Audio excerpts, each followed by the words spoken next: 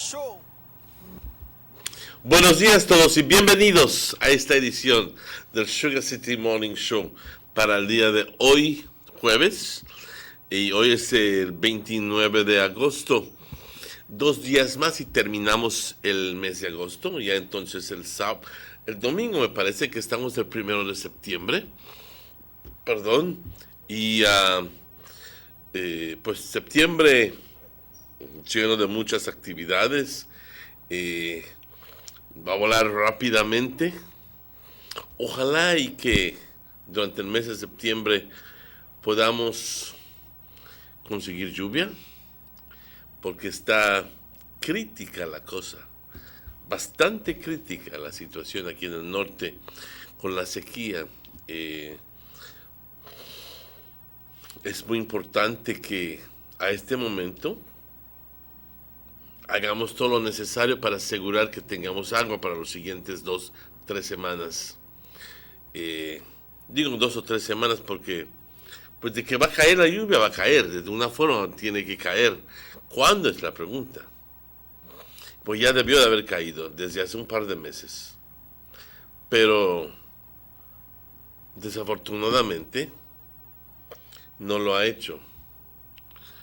Entonces, no quiero adelantarme y ser trágico y dramático acerca del futuro. Pero si no conseguimos lluvia rápidamente, o si no hacemos algo para tratar de mitigar los efectos de la sequía, entonces fácilmente pudiéramos estar viendo escasez de ciertos granos básicos y de verduras y eventualmente de comida y hasta el alce en el precio de ciertas cosas. Así que es de gran importancia preservar el agua. No, créeme que si tienes la situación en tu casa, y tomo tiempo aparte para hablar abiertamente acerca de esto, si tienes en tu casa la habilidad de simplemente abrir el grifo y sacar agua, entonces considérate una persona bastante afortunada, porque en muchos casos, aquí en Belice, los pozos de ciertas familias se han secado. Y no estamos hablando de 1, ni 2, ni 3, ni 10, ni 25. Estamos hablando de una gran cantidad que si no llueve rápidamente, se va a ampliar el número de los pozos secos y quién sabe, quizás hasta nuestro propio sistema de agua potable pudiera tener problemas. No estoy diciendo que lo tiene, pero pudiera. Así que tenemos que aprender a preservar, a conservar agua y pues en términos de hacer que llueva, rogarle a Dios, a lo que tú quieras. Pero al momento lo importante es conservar el uso del agua y asegurar de que si es que necesitamos agua, que lo usemos con mucha cautela, porque no es para desperdiciar esto. Buenos días, si nos acabas de sintonizar a las 7:08. Tuve que mencionar esto porque la situación es bastante drástica aquí en el norte, versus otras partes del país donde ha estado lloviendo y pues no tienen problema enteramente. Pero nosotros aquí en el norte tenemos un problema fuerte. Y como dije, no quiero anticipar y decir de que nuestros precios van a subir de los granos básicos de maíz, de frijol, de esto, pero vamos a ver qué sucede este fin de semana. Escucho de que posiblemente vamos a tener lluvia. Pero ante todo, enviándoles saludos a toda nuestra audiencia. ¿Qué tal? Buenos días. Aquí esperando que todo esté de su agrado en su casa, en su lugar de trabajo. Le enviamos muchos saludos de parte de todos aquí en Nortevisión. Canal 10 estamos transmitiendo desde este lugar hacia todo el país. Es un gran gusto poder entrar hasta la privacidad de sus hogares. Muchas gracias por ese privilegio que nos dan. Como siempre, empezamos nuestro programa con una oración y pido que te unas conmigo a decir: Padre, muchas gracias por todas tus bendiciones. Muchas gracias por tu amor incondicional que tienes para nosotros. Solo tú en tu eterna sabiduría, Padre, sabes lo que haces. Nosotros jamás pudiéramos empezar a entender lo que sucede. Pero te pedimos, Padre, que nunca nos abandones y que siempre estés a nuestro lado. Padre, te bendecimos, te adoramos y te glorificamos siempre. Amén. Let's go directly to the general weather forecast that says Thursday, August 29th. The general situation, warm and mostly dry conditions will prevail. Well, dry conditions will prevail. But then all of a sudden, it says, sunny today and partly cloudy tonight. Showers, if any, will be isolated. The wind is going from the east-northeast at 5 to 10 knots. Northeast is rather strange for August. That means that we're under the influence of high pressure ridge. The sea stayed light chop. Temperatures along the coast 89 as a high, 76 as a low. Inland 96 as a high and 70 degrees as a low. This is rather strange. In August, 70 degrees as a low. And the hills 86 as a high and only 66 degrees as a low. It's been 5 years since I've been doing this, and I think this is the first August that I'm telling you will be 66 degrees in the hills. It's rather chilly in the hills. The outlook, it says warm with little or no rainfall Friday morning. Then isolated showers or isolated thunderstorms will develop inland Friday afternoon. Blessed be God. And a few showers, especially over northern areas, Friday night. A high tide, did you hear that? Let me repeat that. Isolated thunderstorms will develop inland Friday afternoon and a few showers, especially over northern areas, Friday night. A high tide occurs this morning at 8:48, a low tide at 3:42, another high tide at 9:56 to 9, and a second low tide tomorrow morning at 3:12. The sun rose this morning at 5:38, and the sun is setting at 8 minutes after 6. The moon is setting at 5:52 this afternoon, and the moon is rising tomorrow morning at 5:46. Thank you, forecaster Michelle Smith. Buenos días, compañeros. Ojalá y todos se encuentren bien. Este es el reporte del Estado del Tiempo para hoy jueves 29 de agosto, y me toca darle los buenos días y saludos especialmente a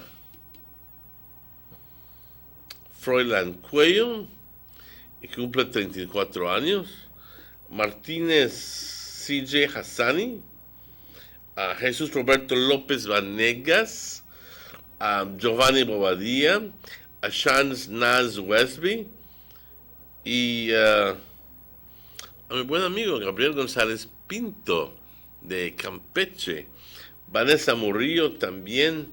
Feliz cumpleaños a todos. Aquí enviándoles los mejores saludos desde nuestra cabina aquí en Nortevisión, Canal 10. Que la pases de maravilla. Condiciones calurosas y secas continúan controlando el clima sobre nuestro país de Belice. Para las siguientes 24 horas, soleado hoy, parcialmente nublado por la noche, chubascos y algunos completamente aislados. Los vientos del este-noreste, ¿qué? Noreste, sí, de 5 a 10 nudos, algo extraño, pero no completamente fuera de lo común, pero estamos bajo la influencia de un high pressure ridge, no sé cómo decirlo en español, pero indica que los vientos vienen del norte, igual como cuando tenemos un frente de frío. El estado del mar ligeramente agitado, temperaturas por la costa 89 grados como una máxima, 76 como una mínima en el interior. Vamos a subir a 96 grados con una máxima y 70 como una mínima. Ahora, en los años que he estado haciendo yo esto, 70 como una mínima para el mes de agosto no se ve de diario. Y mucho menos ver 66 grados para las colinas como una mínima y 86 como una máxima. Así que bastante fresco entre hoy en la mañana y hoy por la noche. Vamos a poder dormir muy bien. ¿Qué se espera mañana viernes?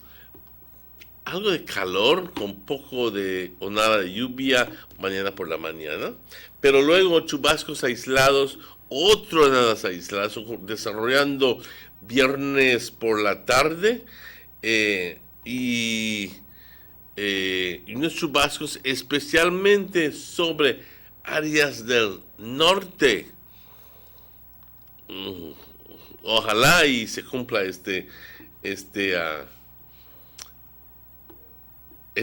no es promesa, pero este pronóstico. Una marea alta a las 8:48, una baja a las 3:42, otra alta a las 9:56 y otra baja mañana a las 3:12 por la madrugada. El sol salió hoy a las 5:38, lo vi. Y el sol se oculta a las 6:08 por la tarde, hoy por la tarde. La luna se oculta a las 5:52 por la tarde y luego sale de nuevo en todo su esplendor mañana por la mañana a las 6:14. Muchas gracias, Michelle Smith. Las 7:16. Antes de ir a la pausa, tenemos que agradecer a nuestros patrocinadores. Estamos hablando de Gillette's Meat Shop, también German Vega Sons, Vega Imports, Vega Distributors, Government of Belize Information Service, A&R Stores, Belize Tourist Board, Digi. Y eso es. Vamos rápidamente a una pausa. Hoy tenemos invitados también y vamos a estar hablando acerca de cómo prevenir esta infección, esta enfermedad que tanto nos está impactando estos días. Estamos hablando del dengue. Así que vamos a esta pausa y estaremos de vuelta con ustedes con mucho más. No se vayan. The first two phases of the Hummingbird Highway Rehabilitation Project from the Belmopon Roundabout Junction to Saboon Bridge and Alta Vista Bridge to Dangriga Town has already made a remarkable difference for commuters and residents alike. These first two phases are a $16.5 million investment by the government of Belize. Under this project, the highway is being rehabilitated through improvement of the road pavement to create a safer environment for the public. Improvements, especially in the areas that pose a high risk to motorists, include the introduction of paved road shoulders, high visibility line markings, reflective road studs, bus laybys, and other features that will bring the entire road segment in line with internationally recognized standards. Additionally, the replacement of the existing single-lane bridges will reduce road user risks. These improvements will increase economic, tourism, and agricultural opportunities, further encouraging the social development of Belize, particularly in the south. The government of Belize, moving Belize forward. DJ customers, imagine you and 5 of your friends partying at the highest level, platinum style, at the biggest weekend in Belize. We're talking about tickets to the Belize September Festival Weekend Street Fest featuring Nessa Preppy and Mato and Wyrus and Friends on September the 9th, featuring the long-awaited Sizzla Kalonji. Thank you, Mama, for the 9 months you shall need you. There's so much going on in the world. Simplicity we use to survive. Vanessa Bling, Jacka. All you gotta gotta do is text PARTY to 3444 and win this mega package, which includes 6 platinum tickets, 1 private booth, 1 bottled drink of your choice, personal waitress, photographer with visits from the artist. Only $1 per text, so the more you text, the more chances to win this mega package. Promo ends on Wednesday, September the 4th, so remember to text PARTY to 3444 and win! Here all day of my life.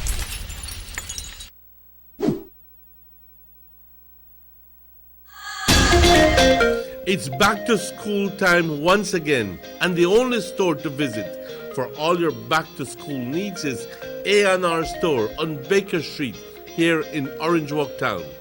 Visit them for the absolute largest assortment of school bags in the country with brands like JanSport, Skechers, Everest, Capsule, and character bags like Mickey and Minnie Mouse, Jojo, Siwa, Unicorn, and so much more. Remember, A&R Store is your one-stop source for all your school supplies like exercise books, folders, sheets, dry eraser boards, foam boards, crayon and coloring books, plus so much more. Plus, they have a wide assortment of housewares including bed sheets, cookware, and garbage containers in all sizes and at the best prices in town. Visit A&R on Baker Street today, now with extended hours to better serve you from 8 a.m. through to 6 p.m. Monday to Saturday. A&R Stores, where prices do make all the difference. Need an escape from your daily schedule? Why not become a tourist in your own country? Discover Western Belize. Transport back in time and be awed by the reminiscences of the Mayan civilization. Be adventurous or spend a day with family and friends enjoying the serenity of the Macau River. Sample a Kaya staple or pick up some fresh produce to make your own delicacy. Come visit us in Western Belize. Belize, where you can discover how to be a Belizean traveler.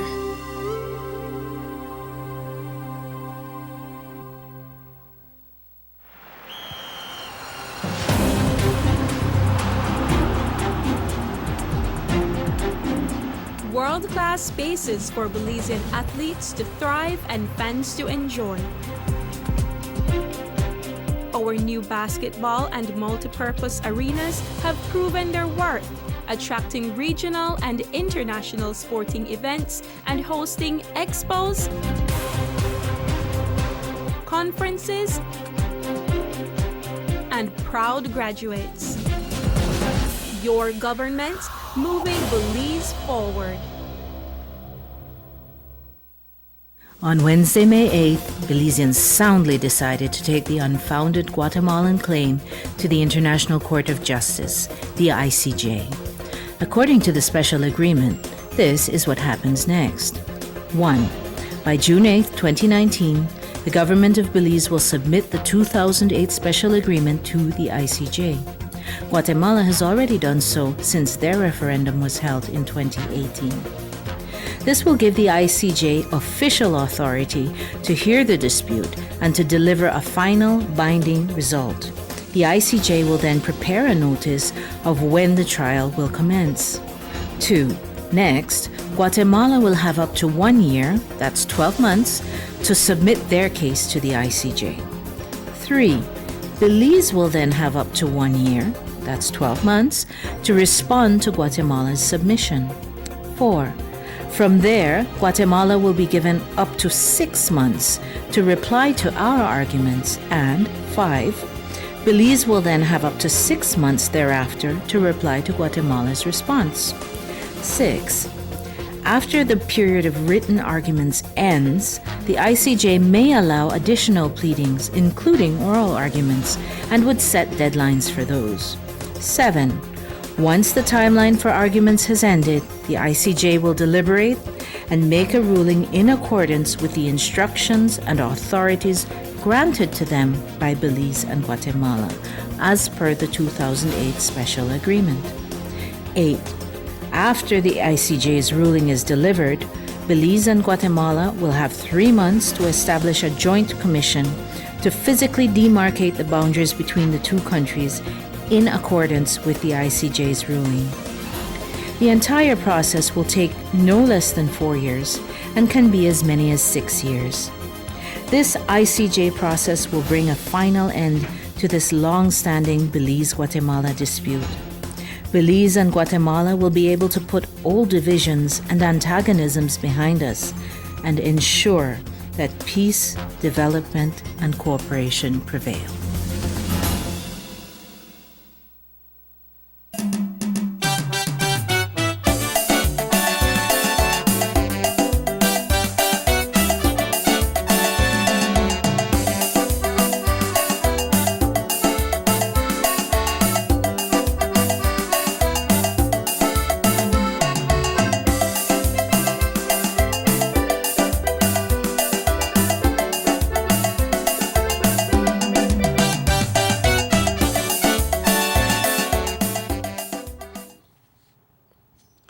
Welcome back to the Sugar City Morning Show.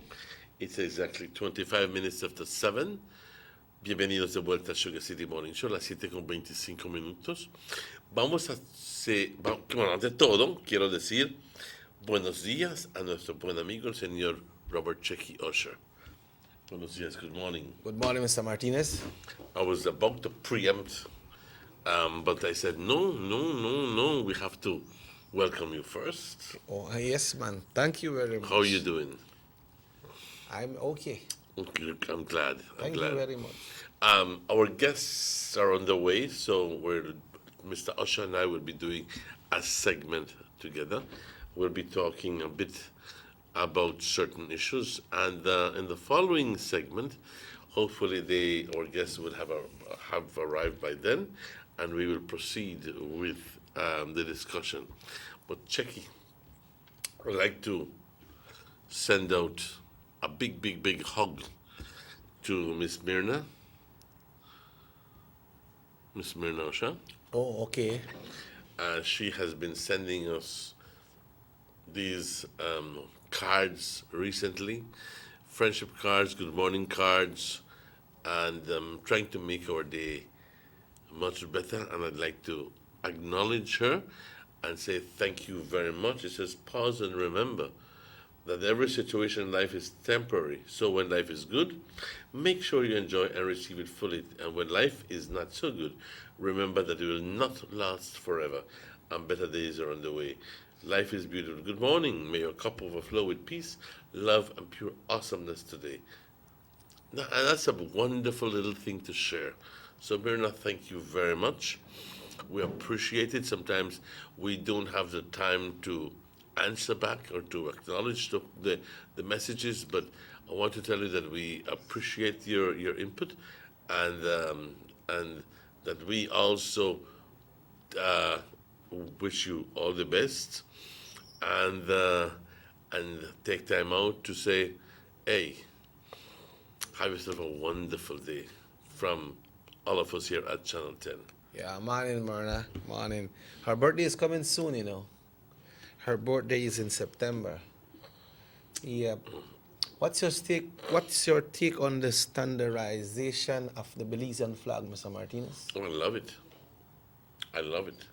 Do you feel like it's on the correct path, a correct track, the way? I absolutely think so, because I'll be honest with you, I don't know how it happened, but because of the lack of standards when it comes to things that are supposed to be kept sacrosanct for us, and that is the flag and other national symbols.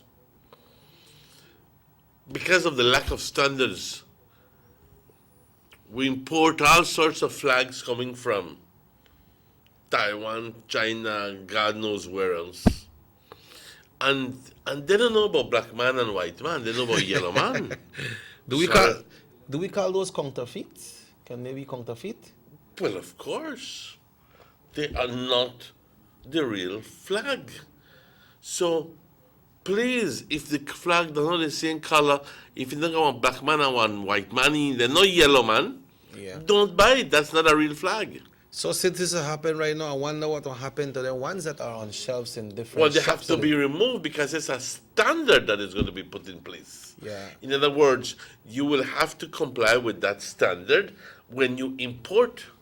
Right. So, no, but because you don't invest $5,000 in this flag, sorry, that is your problem. Then they're not good again. Then they're not good again.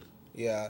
Because some of the way some of the flags print too, we come outside, Mr. Martinez, you barely could see what they're on. Some of them, the colors, then dead. Not only that, but also they are, some of them, the what you call it is small. Yes, and true. some of them are big, and some of them the color red is smaller, and some of them are bigger in some flags. They got some stretch. And the blue, they're not the correct blue. Correct. And so many variances. And what we have, this is supposed to be a standardized version.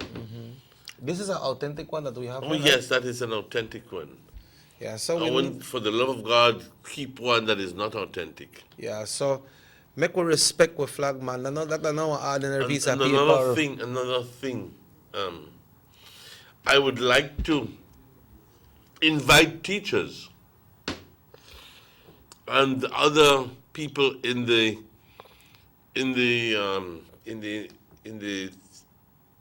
teaching system, educational system, whatever you want to call it, not to be printing out those little pendants that look like flags.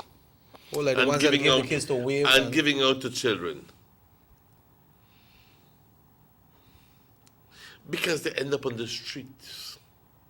There's nothing worse that aggravates me more than to see our national flag or a copy of a national flag on the street, on the mud, where everybody tramples on top of it. I was once at a meeting and somebody said, "Oh, you see it, but then pick it up." I go like, you seem to be short-sighted because how many times? Let's take the call. Hello, good morning, Sugar City Morning Show. Good morning. Morning, sir. Jackie, you said a mouthful a while ago. Sorry, respect your flag. All right? And I previously, in the air, I mentioned about these flags that they have by the roundabout by where Boina is. Yes. I went to Belize yesterday and I saw my flag, my Belizean flag. If it is a fake one or is it the original one, but it symbolizes the Belizean flag. They are torn up, they are flying in pieces, and that's a shame for the person in charge of that area. It is. We need to respect our flag. This is the second time I'm calling and mentioning this. The first time I did it, it took about 2-3 days and the flags were changed. Yeah. Right? Even the one at the borders were changed when you call. They are torn up once again. Yeah. Right? And the protocol of a flag is if it's going to fly by night, as light need to be spotted on the flag. That's the protocol. We don't know our flag protocol. We need to learn our flag protocol and start to respect it. Right? So the person in charge of it, they let the hear the cry of the people. They need to change that flag. It's a shame. Yeah. What's your take on the standardization of the flag? What's your take on the standardization of the flag? If they went down to the archives and they found out the correct procedure of it, no problem. But if they're trying to superimpose something on the Belizean flag, there's a problem. But if they did their correct research and went to the archives, no problem. We respect that. Right. But if they just want to superimpose to say, oh, we changed this from that, I don't agree. Right? So I restrain myself in commenting about it right now. I need to do some more research, then I will talk about it. Okay. Thank you. Actually, on last night news, it would be good if you were to see I just want to make a quick reference to this, the story of Belize's flag, and one of the men who designed the flag way back in 1981 was former Chief Education Officer Inez Sanchez. And last night on the news, there was an interview with Courtney Weatherburn, who turns out to be Mr. Sanchez's granddaughter. And there's a very candid interview with Mr. Sanchez, and I invite you to watch that. Yeah, but Okay. I wasn't aware of the light on the flag. Oh yes, it has to be. Yeah. So the flags, they're like, I think at the border, when 6 o'clock come, they close the border and they bring down the flags. You see, yes, you see what happens is that there is, and he's absolutely right, there is a protocol attached to the flag. In other words, there's a way of doing things when it comes to a flag. You just don't put up a flag anywhere. There is a certain protocol. Protocol means a way of doing things. You're dealing with something that is a national symbol. You're dealing with something that musters the respect, well, supposedly, from every single person. Okay? Remember, that is what unifies us as a Belizean people. A flag or a national flag. And it turns out that you just can't put up a flag. I'm hoping that we will be able to get people who are knowledgeable, and maybe even invite Nigel and Kalada and people from ISCR to come in one day and talk to us about that. I know Nigel personally, and those from ISCR and Niche. Yes. So we're gonna invite them, and thank you for doing that research there, Nigel, and I think that you have been in consultation with Mr. Everald Waite and a number of people who were the original, who are the designers of the 1981 flag, Independence flag, but which is what we inherited up to now. Yeah. But let me tell you that I am in complete agreement with the standardization of the flag. I think it's very important. I think that those cheap copies are a disservice to the country of Belize, and we should not be encouraging anybody to be importing those flags that don't comply with the regulations as such. You might say, oh, está más caro este, está más caro el otro. Lo siento, pero that's the way it's supposed to be. The right colors, the right size, the right logo, the right everything. You can't remove one of the stars from the U.S. flag. You can't change the red to green. You can't. You just have to comply with what is the actual law. Yeah, and sometimes when you go in some of the stores, they got so much different blues on the flags. Exactly, that Some should not happen. Out. They got one bright blue, they got one sky blue, they got different. Because there's not a standard. Yeah. But now there will be a standardization of the flag. Yeah. That means before you even produce, before you even import, you have to ensure that those colors are the right colors and the logo is the right what you call it, etc., etc., etc. And I am glad for that. Yeah.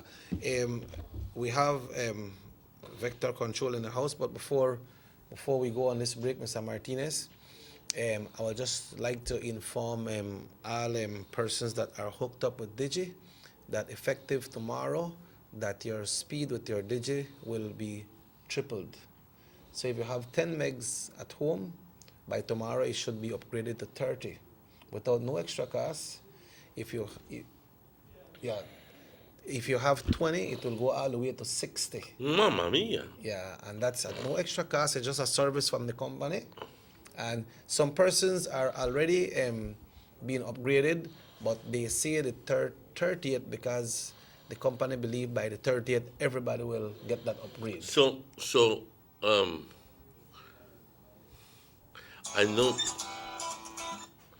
know that my sister has a special package for home. I think it's 20 meg. Those are the packages that will be increased without any kind of charge. So if she has 20 home, by tomorrow, her speed will be upgraded to 60. Wow, that's good. Yeah. That's going to be fast. Yeah. I remember the days when we were surfing the web at 256K. Yeah, I got at least circle and go. And the damn little thing there waiting. I better wait on a 128.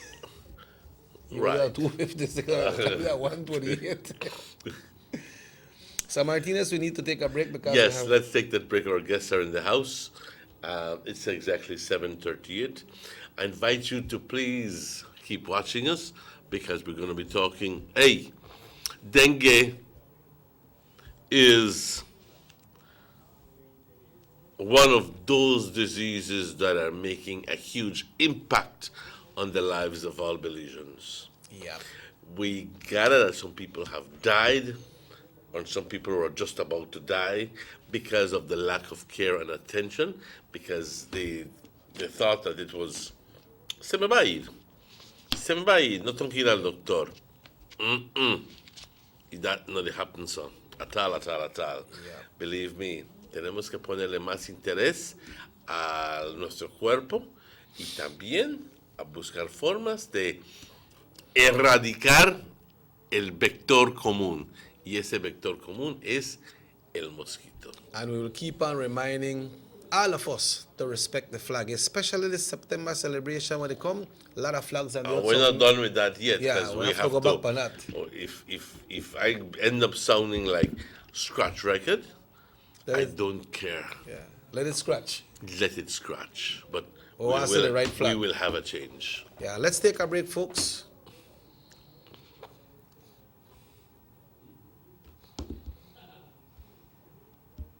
Take a journey with us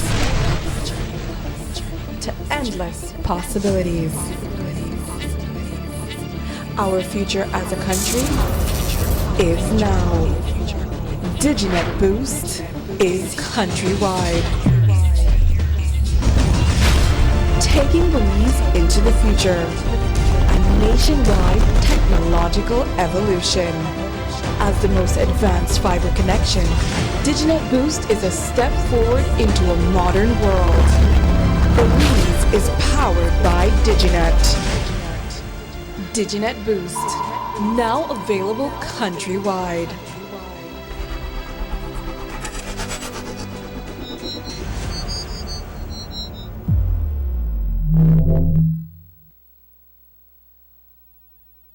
Six cylinders to pure potential and better performance. It looks like it vibrates. You think it could be the horsepower? With a quart of oil and the calibration of the injectors, it will start to get the watchers again on the street. We take a motor to its optimal level. We speak machine, rush runs, making the world function. Authorized agent, German Vega & Sons. Telephone number 322-3625. Email germanvega@btl.net. Someone come, yes, someone coming, let's go. Sa. First and question of the day, what you the letter? Who sent me the letter? That sign right there, you can't read? Well, make I tell you something. In this community, everybody dump here, so me just dump my garbage right here. So if somebody jump off a bridge, you do it too? No, man, no. You never know that littering is an environmental crime and Department of the Environment can charge you for that? Why is that a crime? Because you pollute the same environment you live in, dirtying the same land and water you use. You don't even know that you dumping garbage can make you and your family sick by attracting disease-carrying pests, and the Department of the Environment just to try help we take care of the we environment. All of that? Well, now that you put it that way.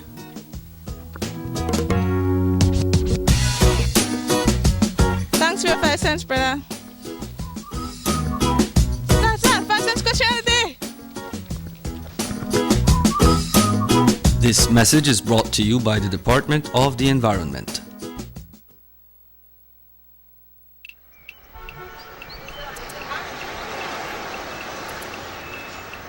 Everyone needs a getaway. Why not make it in your own backyard? Learn the history of your old capital.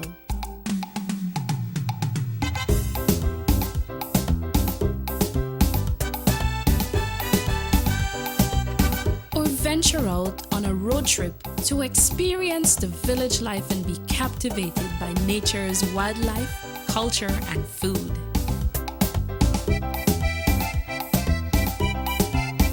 Belize, where you can discover how to be a Belizean traveler.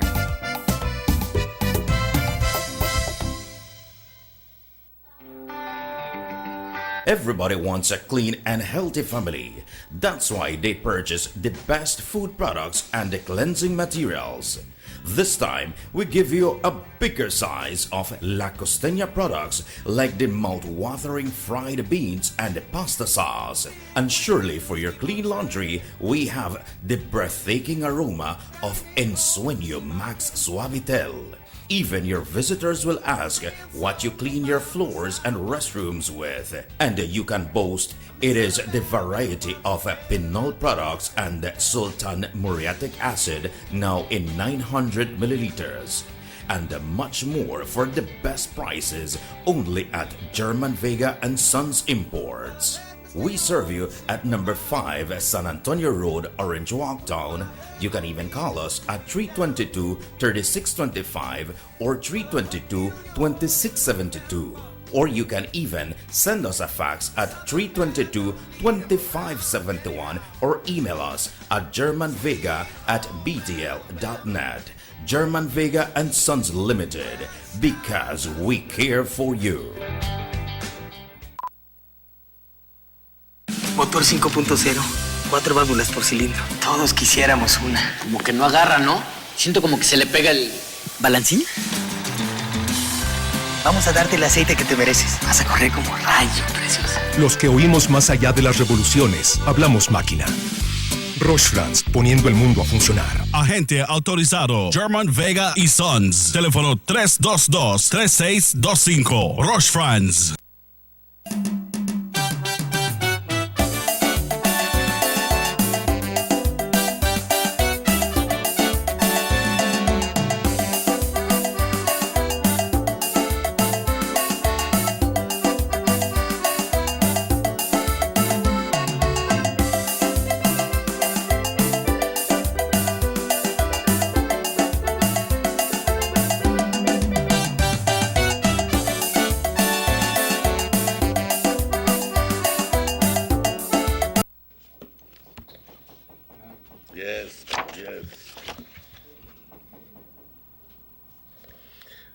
Welcome back to the Sugar City Morning Show.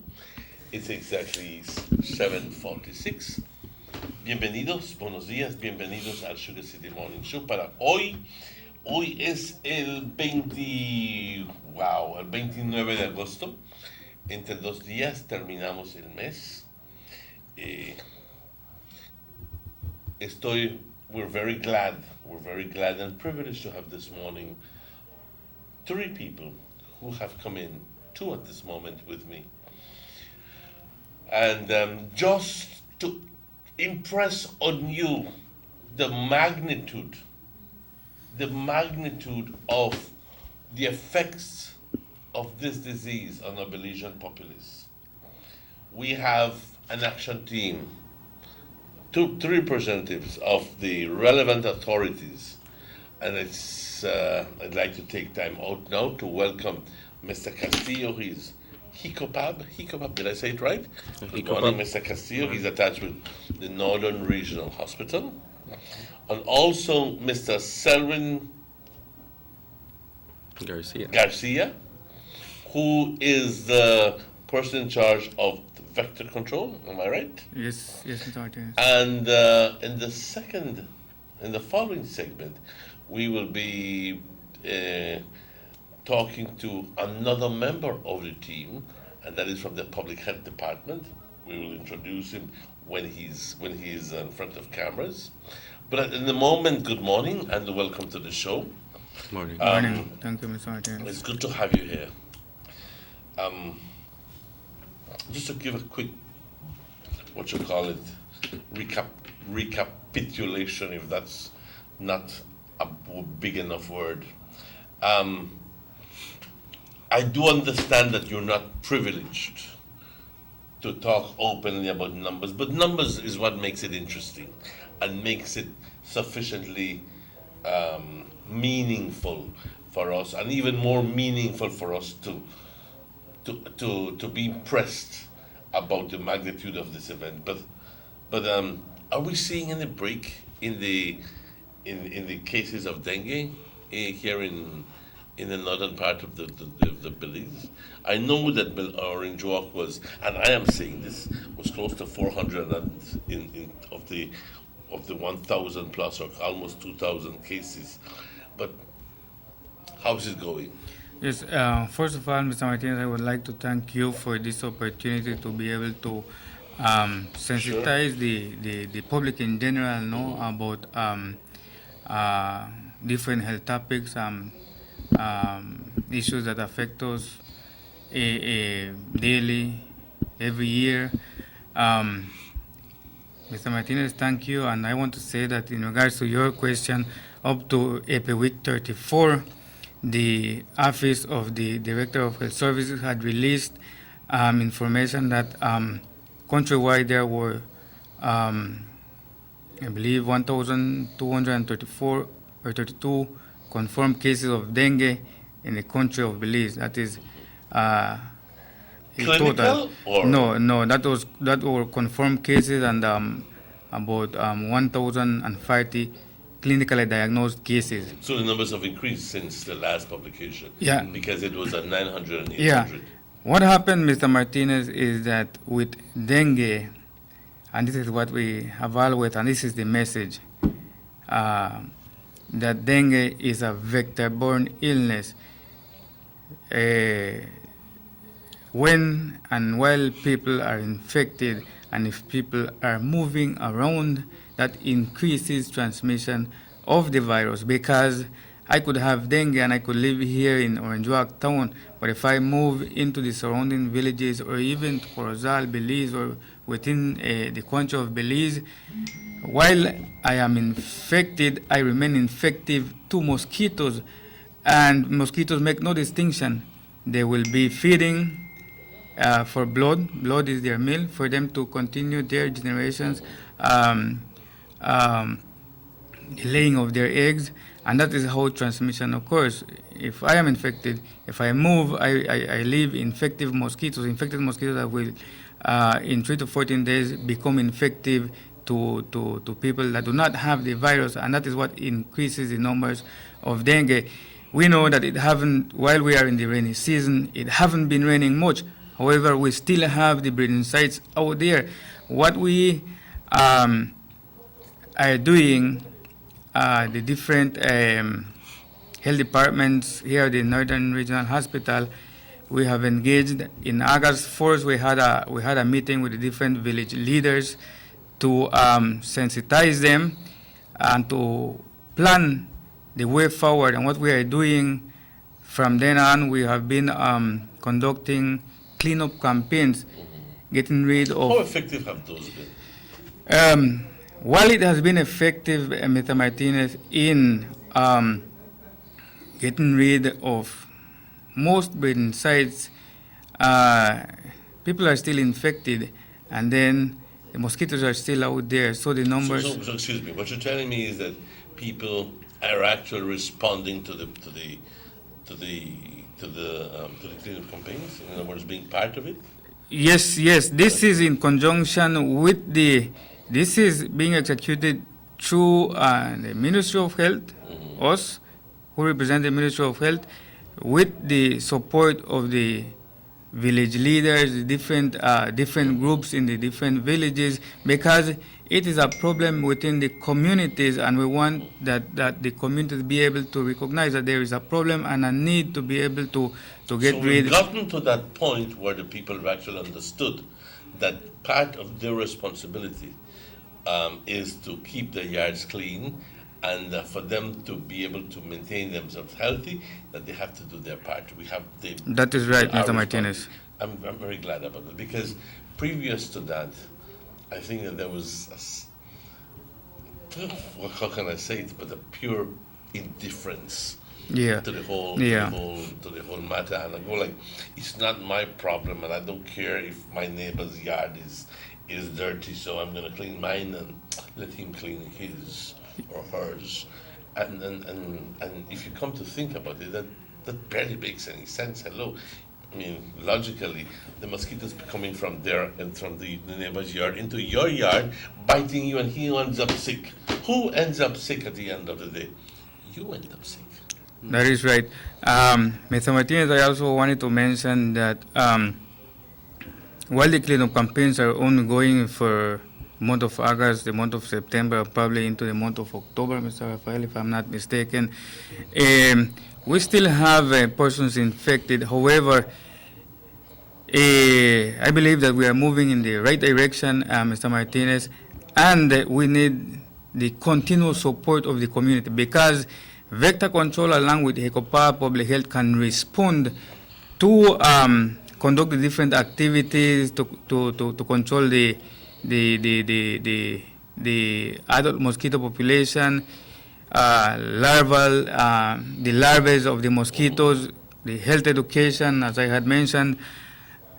But people, that could be 50% of the interventions. Now, people will put the other 50%. Now, when a person is infected, what is recommended, and if they visit the doctor, is that they rest, they stay at home, they use repellent, protective clothing to avoid being bitten by the mosquito that could probably get infected and infect the rest of the family, neighbors, or if they are moving around, I need to go to town, I need to go do some shopping or Corozal, anywhere. That is how diseases are spread, Mr. Castillo, I'm going to ask you a question. You may be, I'm hoping that you are equipped to be able to answer the question, but from within the hospital's point of view, have you seen cases where because of lack of attention or because they think that what the patient is actually going through may be something else, or maybe perhaps it's just they don't go to the hospital, they don't seek medical attention, and the situation worsens within them.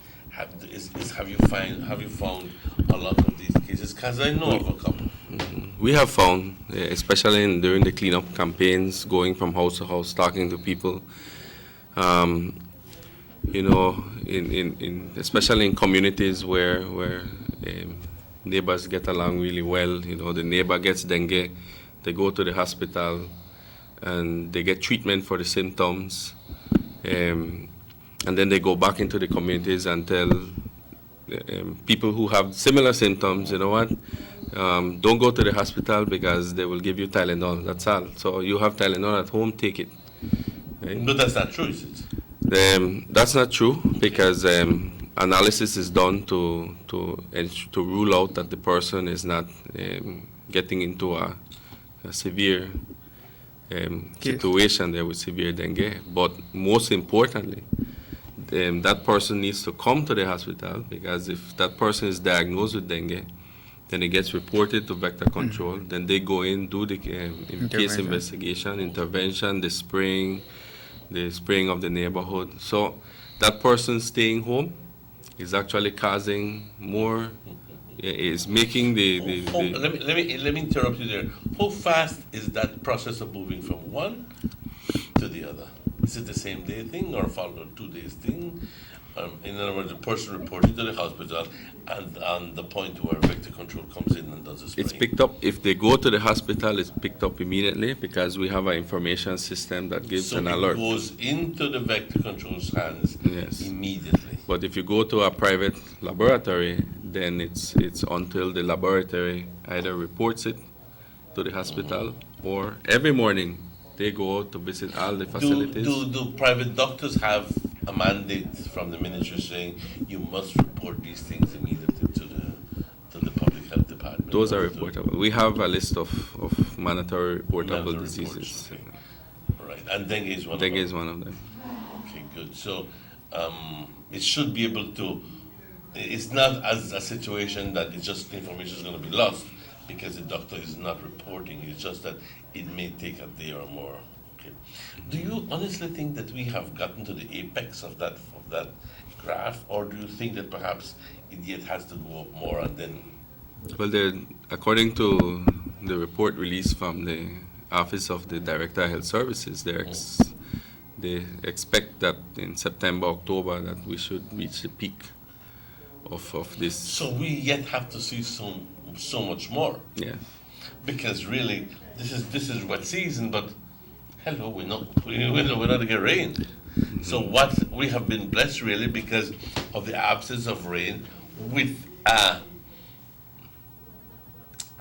epidemic almost of what if the rains would have been here? It would be worse. Let's take this call. I apologize. Let me ask you that person to call us back. Something happened. I must have pressed the wrong button. Please call us back. Por favor, llámenos de vuelta. Yes. So, do you think that in September, October, when the rains come down, we'll be seeing more of dengue, more cases? Maybe. That is, Mr. Martinez, if the public does not cooperate and does not follow recommendations, because if we are working together, if the Ministry of Health is conducting the interventions that we need to conduct, which we are, and if people are taking recommendations, if Mr. Rafael is diagnosed with dengue, he's supposed to be able to take the recommendations given by the medical officer and by the vector control during their response, because if Mr. Rafael is still moving around, then it is hard for us to be able to break that cycle of transmission without the cooperation of the public. So how do you get that cooperation from the public? Well, the cooperation is just the willingness to be able to do it, Mr. Martinez, because we cannot force anyone to stay at home, to rest, use repellent, protective clothing from being bitten. It is just the willingness to be In other words, able to when do it. somebody goes sick to the hospital, is he or she told, I'm sorry, Mr. Martinez, but you have to stay home, you have to stay and rest, please put on repellent, do this, do the other. Is he informed? Yeah, he should be informed. He is informed by the medical officer, and he is also informed by the personnel responding to So you have a that list case. of do's and don'ts, I mean. Yeah, And exactly. said, hey, you have to take care of yourself, you do this, you do the other, you do the other. Exactly. So I'm glad for that. So the person knows what he's supposed to do, and if he goes against it, it's at his own risk. Yeah, and putting the rest of the family members or the public at risk. Yeah, exactly. And that is why I believe that So there it has been the behooves the increase. family to make sure that he stays in his room and not bitten per se and by mosquitoes that are in the family room, and therefore they would become vulnerable because they can be bitten as well. Yeah. What I want the public to understand also, Mr. Martinez, is that we have a number of species of mosquitoes, but the mosquito that transmits dengue, it breeds right around the house in any container that can hold water. They go inside the house for their meal, which is blood, because they prefer human blood over animals for whatever reason. And that is why transmission occurs in humans.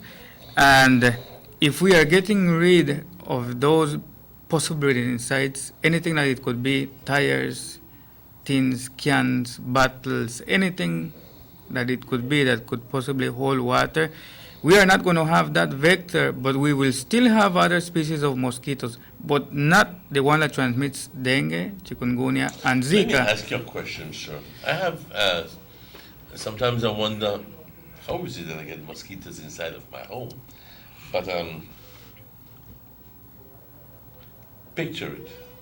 This is where I live at the corner, and then immediately to my right is a bungalow house that has a flat cement roof. Mhm. But invariably, when it rains, there are patches of water on top of the house, Okay. and clean water. Mhm. Is it possible that these mosquitoes have been breeding on top of the house? Very probable. First of all, Mr. Martinez, the mosquito life cycle, it takes from within 7 to 12 days from a mosquito egg to go through a larva to a pupa to an adult mosquito. If that water is not there enough for 7 to 12 days, it is impossible that water could become a brain site of mosquito. But we have to take into consideration that there are other areas, like for example,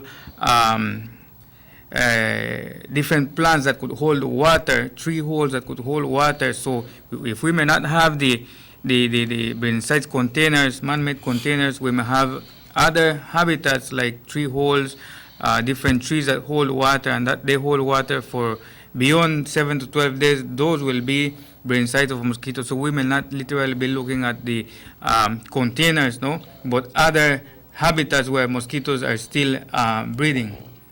Yes, well, Mr. Martinez. I thank you for that clarification. Because, but it's not pure cement, sir. Let me just be honest with you.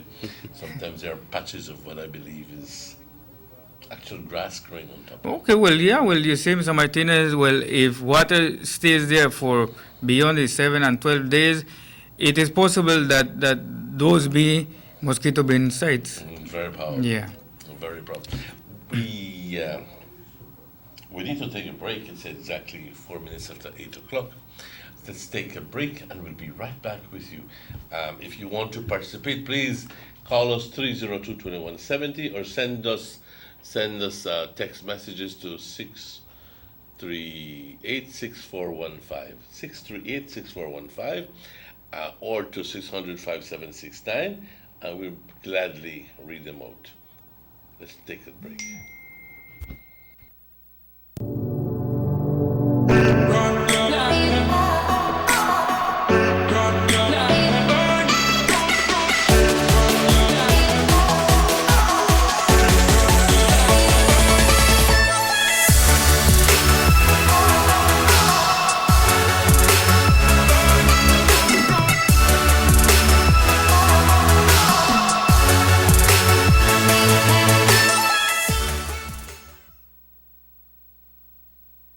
You have an 8-cylinder powerful engine disguised as an aluminum alloy that spins at 8,000 revolutions per minute. Goes like this. You think it's a turbo?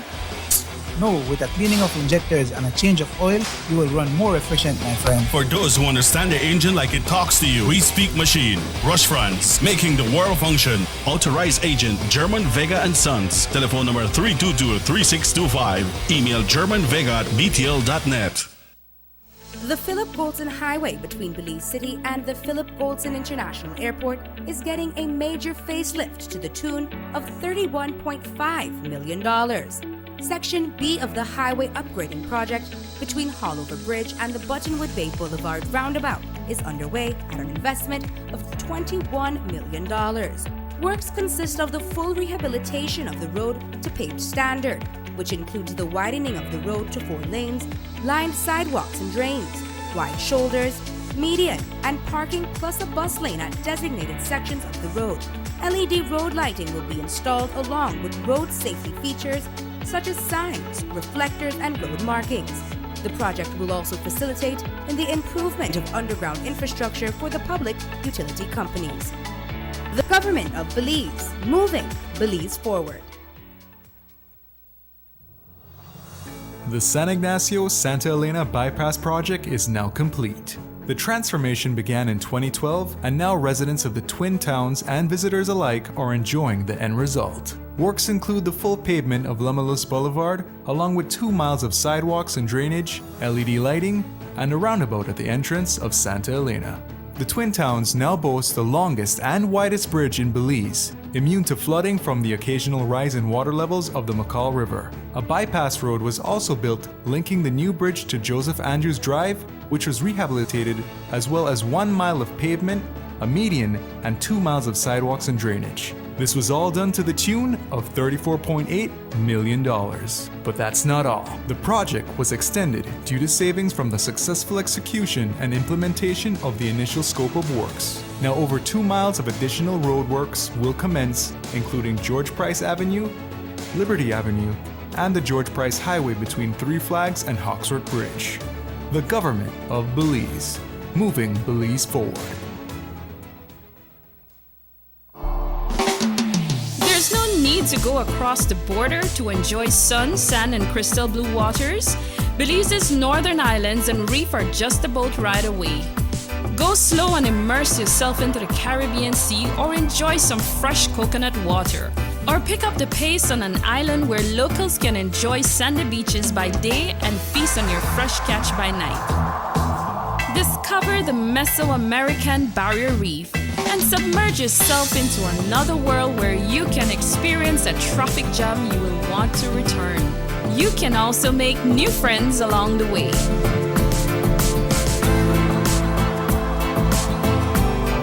Belize, where you can discover how to be a Belizean traveler.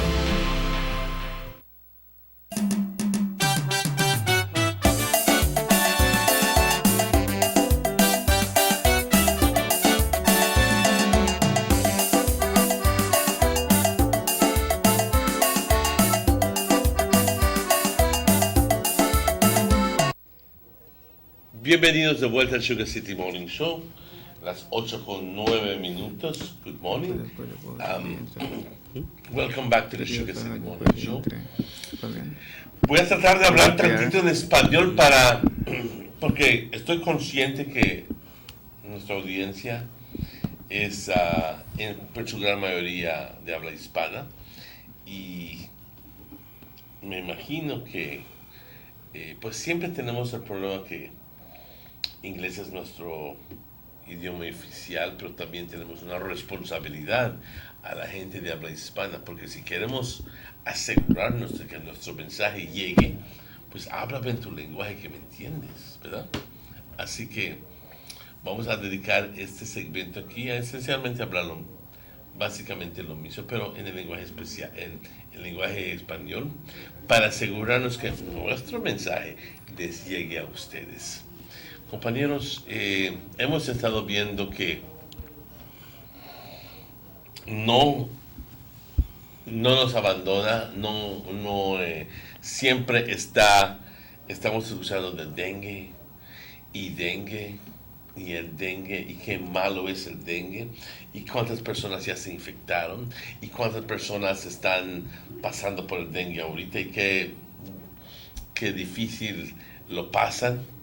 Y estamos impactados por este dengue, tanto así de que el ministerio ha hecho un esfuerzo para combinar los esfuerzos de los distintos departamentos que se ven directamente involucrados, y eso es el Departamento de Salud a través de la presencia del señor Rafael Castillo Jicobab, el Vector Control, que es el señor García, y también con nosotros en el siguiente segmento, el personal de Public Health. Nuestro afán aquí es simplemente impresionarles suficiente de que esto es serio.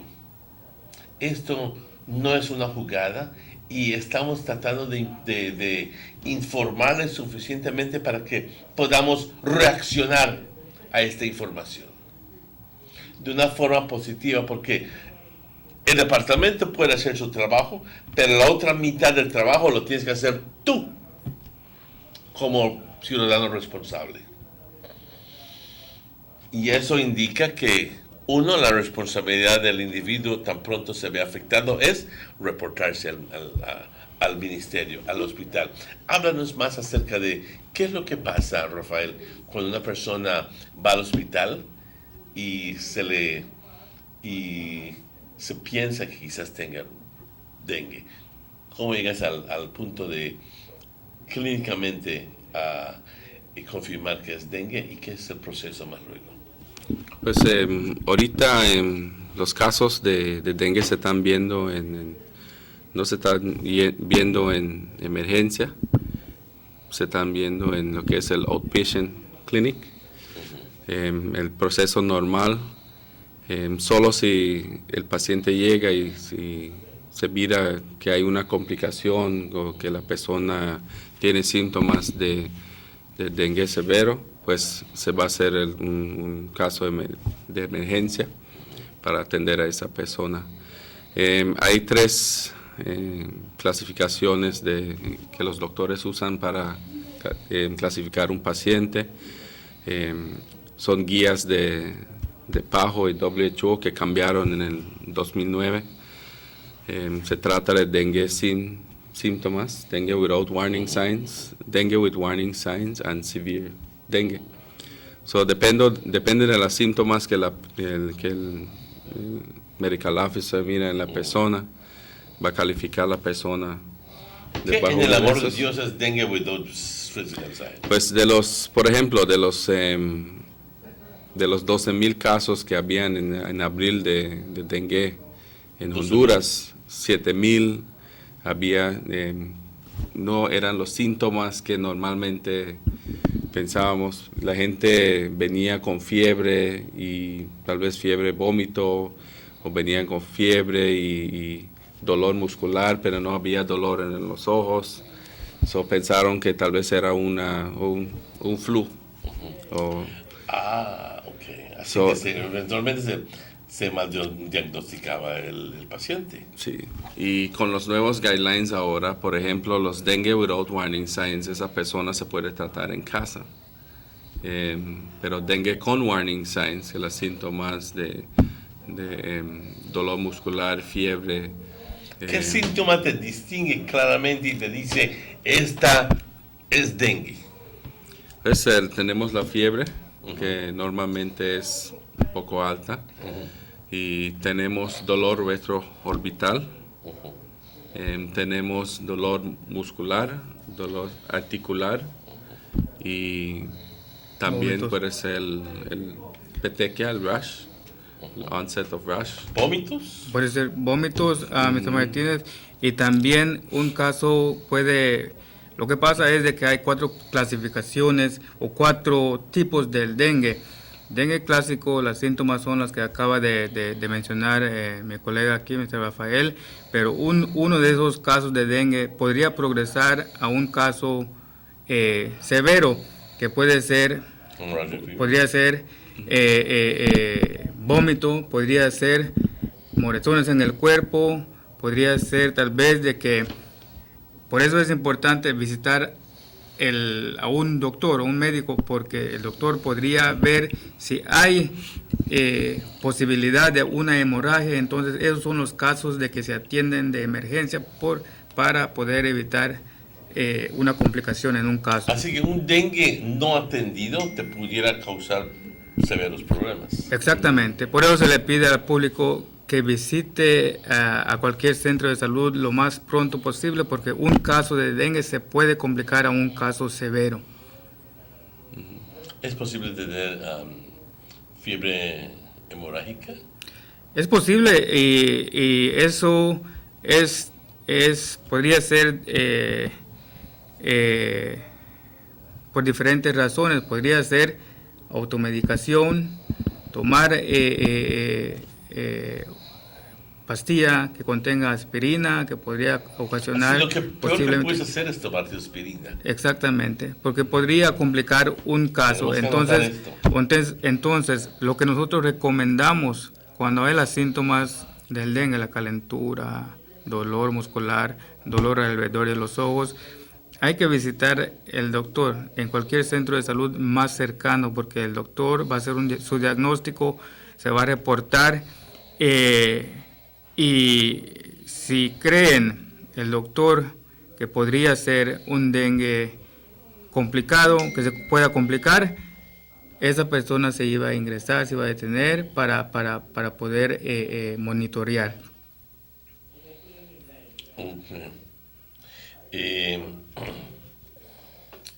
Así que estamos hablando de el dengue que se manifiestan los síntomas y otro cuando escasamente se manifiestan los síntomas.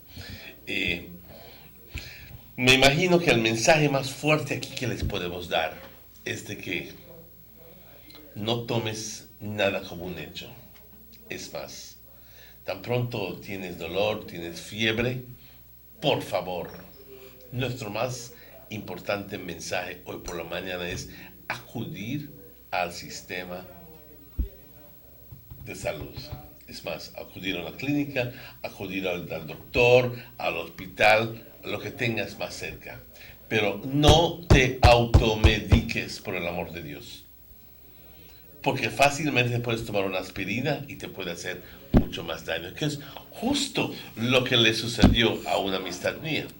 Que no, me voy a quedar mejor, que voy a tomar 2 fencicurnos, la madre que haya tomado, no sé qué sucedió, pero resulta que a los 2 días en ambulancia me lo tuvieron que llevar al hospital, y bastante grave. Pues evitemos eso. Nuestro mensaje aquí es equiparte con suficiente información para que tú puedas, y de eso hablamos, de que hay una cierta responsabilidad que tú como beliceño, como paciente, tienes que tomar. ¿Okay? La responsabilidad del señor García es tratar de mitigar o controlar la presencia del vector común, en este caso es el mosquito, y de estar presente en las fumigaciones y bla, bla, bla, bla, bla, bla, bla, bla, pero ellos no pueden hacer todo, no pueden, imposible. Y obviamente ahora vamos a tornar la discusión y vamos a, después de 1 minuto o 2, pero parte de todo esto, porque tenemos aquí muchas llamadas y textos diciendo que hay muchos terrenos lóbrigos donde me imagino que hay charquitos de agua y con la humedad que existe ahí dentro se mantiene porque no se seca, no entra el sol, y entonces ahí se supone donde tenemos posibilidad de tener nidos de mosquitos,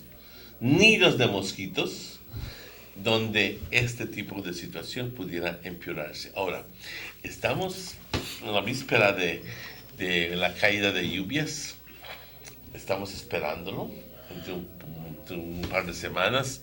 El problema es qué va a suceder, porque vamos a ver más dengue.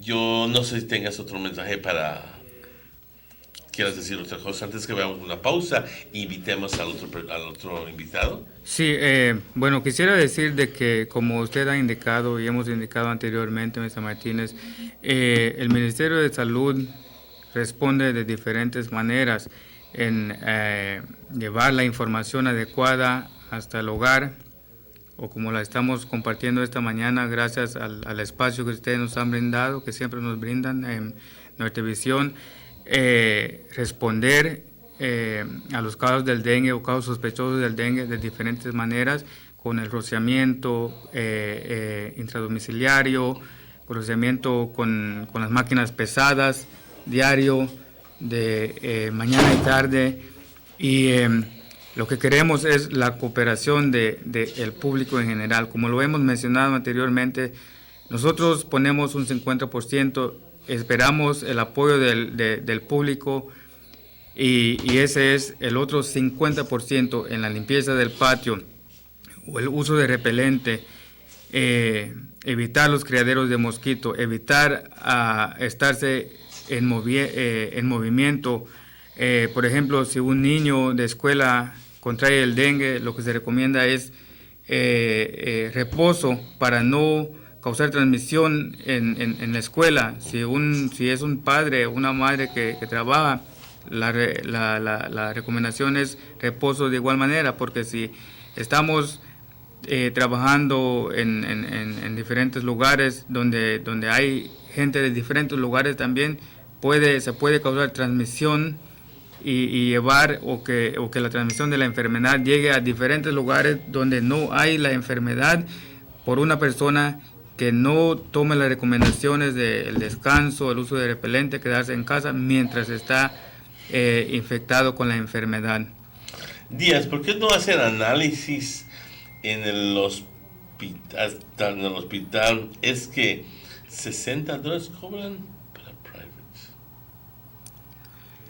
Bueno, como mencionó anteriormente mi colega aquí, Mr. Rafael, si una persona visita el centro de salud público, el doctor hace su diagnóstico, si Si no hace el análisis, puede hacer un diagnóstico clínico, que nosotros conseguimos una alerta y nosotros conseguimos esa información que nosotros podamos responder a los casos de la enfermedad. No tiene que ser un caso confirmado por laboratorio, puede ser un caso clínicamente confirmado por un médico. Entonces, la respuesta mostrando todas las síntomas. Exactamente. Entonces, nosotros recibimos esa información y respondemos a los casos donde puedan estar en tiempo en el tiempo más corto. Entonces, no tiene que ser de que una persona venga con un resultado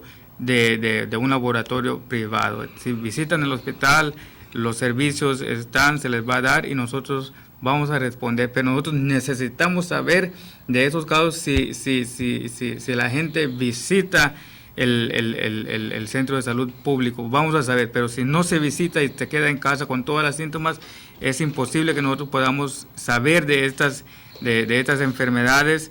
Aparte de eso, en las diferentes comunidades hay los community health workers, hay los voluntary collaborators, de que una persona con todas las síntomas puede visitar a ellos y si los community health workers, voluntary collaborators creen que posiblemente o sospechan que puede ser dengue, si hay transmisión, ellos lo pueden hacer before al hospital. Si se hace before, por favor, hay que seguir las recomendaciones. Siempre hablamos de recomendaciones, todo es recomendaciones, poder seguirlas.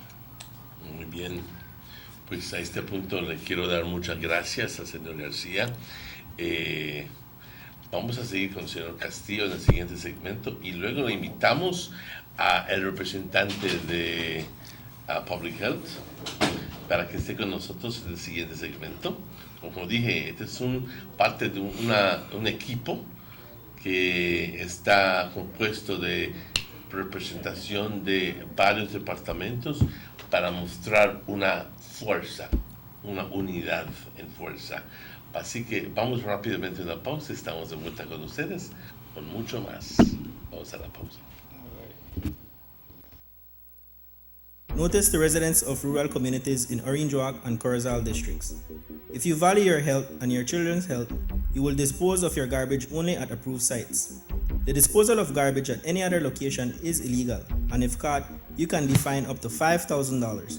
If you don't get caught, you can still suffer health impacts caused by these illegal sites, because illegal dump sites harbor pests such as rodents, possums, and mosquitoes that carry diseases. These can transmit those diseases to you and your children. In addition, the garbage you throw away illegally can contaminate water bodies near your community, the same water bodies you might use for recreation or other purposes. Only with your help can the Department of Environment ensure that Belize's development is safe for present and future generations. You can also contact your local village councils or Belize Solid Waste Management Authority for more information. The Department of Environment thanks you for your help. These sunny days are here, and whether it's for a picnic or in your kitchen, you need the meat. Gillette's Meat Shop proudly offers a variety of juicy cuts such as processed meats, ham, bacon, salami, longaniza, and sugar cure ham, just to mention a few. Enjoy our meats in beef, pork, and mutton. So for that healthy cut your family enjoys, visit us at number 18 San Antonio Road in Orange Walk from Monday to Friday, 7 a.m. to 12 p.m. and 1:30 p.m. to 6 p.m. Saturdays, 7 a.m. to 12:30 and 3 to 5 p.m. Sundays, 8 a.m. to 11:30 a.m. Place your orders at 322-3486 or 322-2175 or even 610-4061. Send us an email at derekgillett31@gmail.com. Gillette's Meat Shop, fresh and processed meats. Ay, qué rico. The first two phases of the Hummingbird Highway Rehabilitation Project from the Belmo Pond Roundabout Junction to Saboon Bridge and Alta Vista Bridge to Dangriga Town has already made a remarkable difference for commuters and residents alike. These first two phases are a $16.5 million investment by the government of Belize. Under this project, the highway is being rehabilitated through improvement of the road pavement to create a safer environment for the public.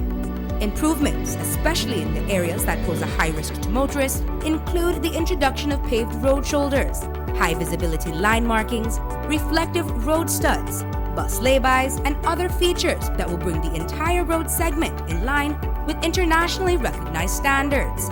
Additionally, the replacement of the existing single-lane bridges will reduce road user risks. These improvements will increase economic, tourism, and agricultural opportunities, further encouraging the social development of Belize, particularly in the south. The government of Belize, moving Belize forward. DJ customers, imagine you and 5 of your friends partying at the highest level, platinum style, at the biggest weekend in Belize. We're talking about tickets to the Belize September Festival Weekend Street Fest featuring Nessa Preppy and Mata and Wyrus and Friends on September the 9th, featuring the long-awaited Sizzla Kalonji.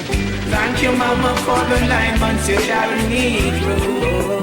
There's so much going on in the world. Simplicity we use to survive. Vanessa Bling, Jackal. All you gotta do is text party to 3444 and win this mega package, which includes 6 platinum tickets, 1 private booth, 1 bottled drink of your choice, personal waitress, photographer with visits from the artist. Only $1 per text, so the more you text, the more chances to win this mega package. Promo ends on Wednesday, September the 4th, so remember to text party to 3444 and win. Here all day of my life.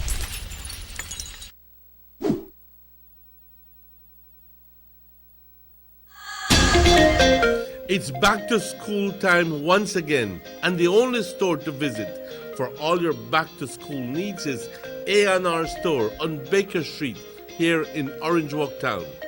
Visit them for the absolute largest assortment of school bags in the country with brands like JanSport, Skechers, Everest, Capsule, and character bags like Mickey and Minnie Mouse, Jojo, Siwa, Unicorn, and so much more. Remember, A&R Store is your one-stop source for all your school supplies like exercise books, folders, sheets, dry eraser boards, foam boards, crayon and coloring books, plus so much more. Plus, they have a wide assortment of housewares including bed sheets, cookware, and garbage containers in all sizes and at the best prices in town. Visit A&R on Baker Street today, now with extended hours to better serve you from 8 a.m. through to 6 p.m. Monday to Saturday. A&R stores where prices do make all the difference.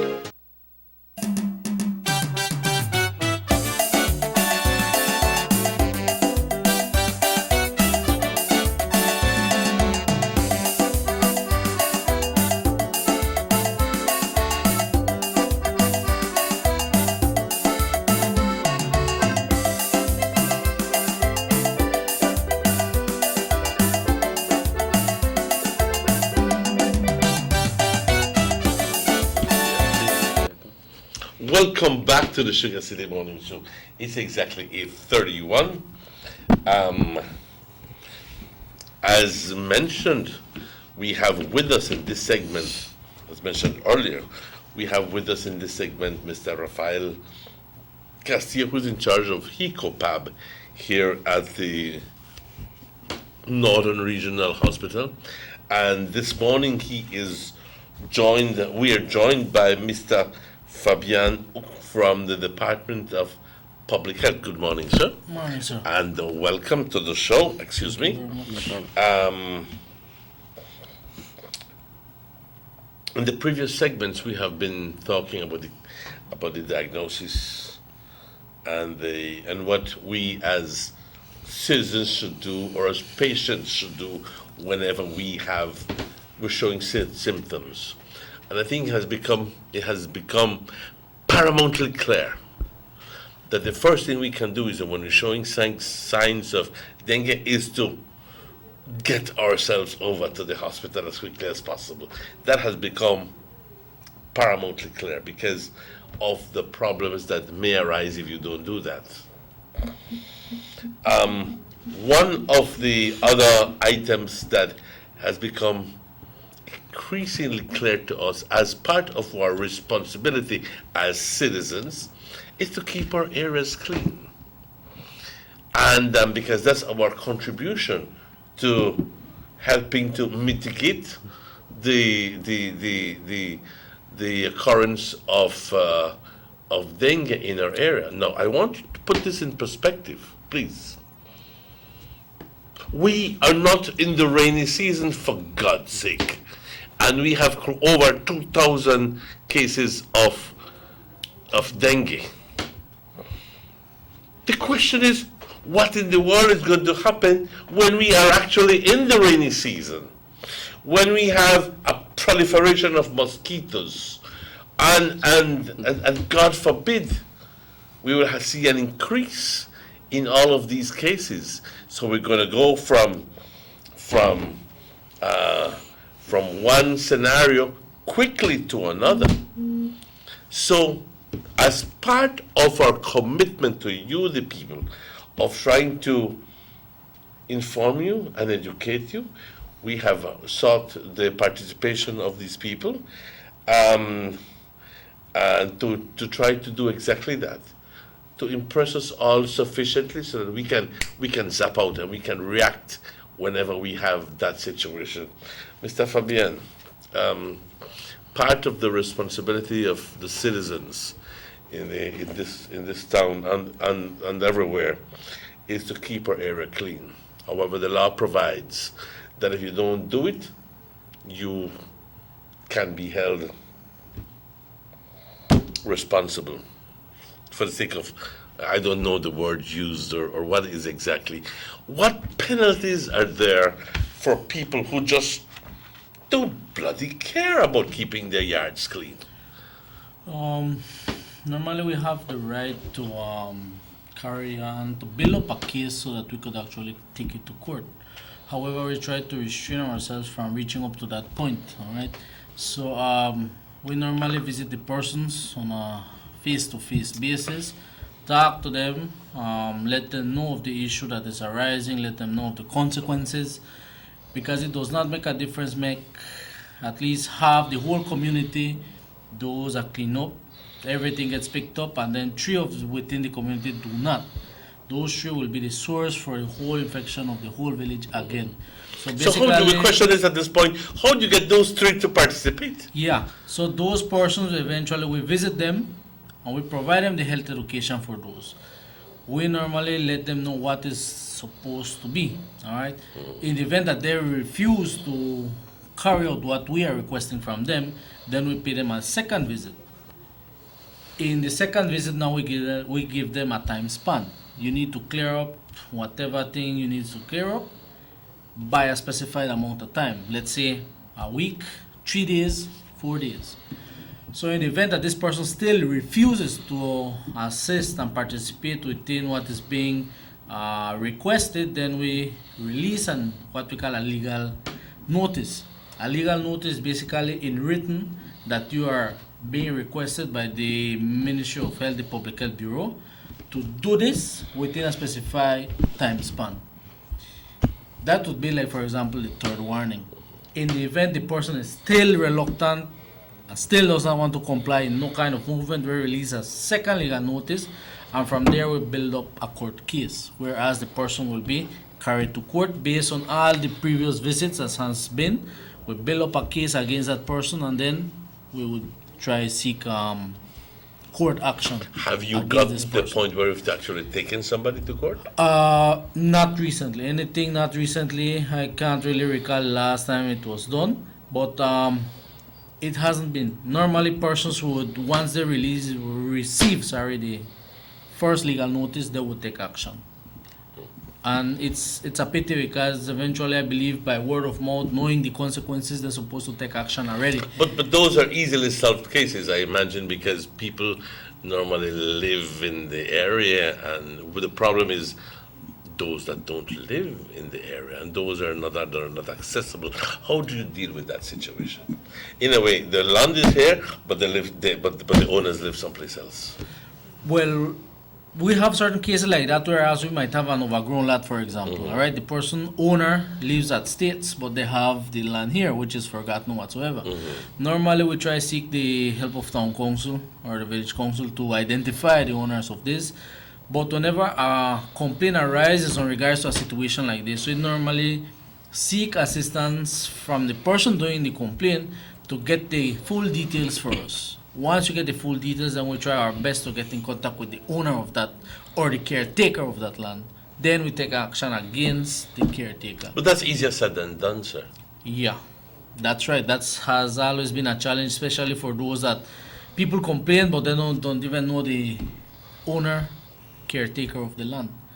So if the persons that are actually being affected do not put the interest on those, we could only reach to a certain point because we have several other activities. Does the that need to be law, as it complied. is, empower the public health department to actually go in with a brush cutter and cut up all the, clean the yard and add on $200 to your tax bill? Because that would be an easy solution. That would be the ideal thing to be carried out. Persons just carried out by another entity. Does the law provide for you to be able to do that? We are not provided with that law. It's nothing in our laws really states something like that. Basically, what I understand from what used to happen was it was intervention of the town council. Town council would have been the one to intervene in that. They would do the clearing up and they would bill it to the person. But I understand. But if the town council has that ability to do that, that means that they have gone one step further than the rest of the departments, and they have gotten that power to do that. Well, I'm not really versed with those laws when it comes to the town council, but as far as I understand is that there has been a law release, whereas they are being where they were halted from carrying out those activities. They do not longer go into private property again because it is trespassing now. So instead of it being something that they would relieve the area of a situation, they will be breaking the law by trespassing into private property and actually carrying out the cleaning up. So they could be affected indirectly by that. But I think Wow, Mr. you're Martinez, I served in the town council for 2 terms, and we dealt with issues like that. I know that a lot of discussion has taken place around that particular issue. One, even, for example, giving land to people who cannot afford to maintain or build a house or something like that. That was one issue that was discussed.